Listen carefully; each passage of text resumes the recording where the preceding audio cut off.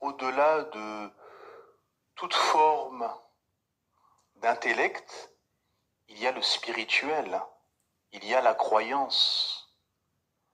Et ceci est quelque chose euh, qui est profond. Ce n'est pas quelque chose qu'on va intellectualiser. C'est une relation profonde avec son créateur Allah Azzawajal qui t'apporte paix intérieure, sérénité, douceur de la foi.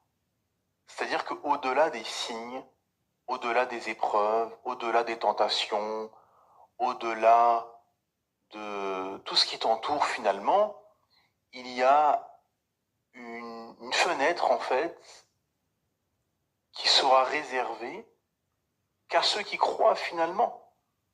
Et ceux qui vont rester à l'entrée et refuseront d'emprunter cette fenêtre de croyance resteront bloqués finalement sur ceci, sur cela, sur les calculs, sur oui mais tel signe, oui mais en fait, comme aujourd'hui vous avez des chercheurs qui s'obstinent, qui sont des militants athées et qui s'obstinent à l'athéisme.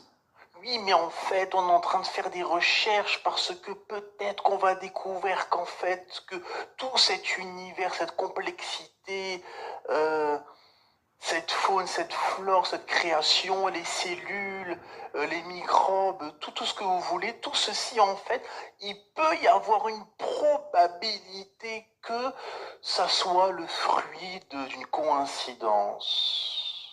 Wal-iyadu billah.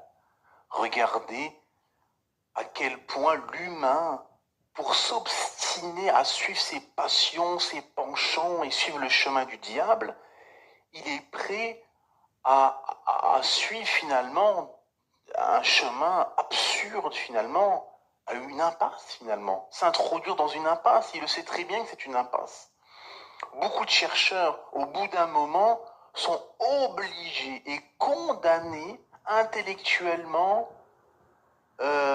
spirituellement, raisonnablement, logiquement, qu'il y a un créateur qui a tout créé à partir du néant. C'est obligatoire. Parce que tous les éléments que vous pouvez observer, étudier, feront que, à la fin, c'est inéluctable. À part, bien évidemment, pour ceux qui se mentent à eux-mêmes et qui sont des militants athées, voilà, et qui sont beaucoup financés par des États qui veulent promouvoir une vie finalement libertine, sans spiritualité, etc. Hein.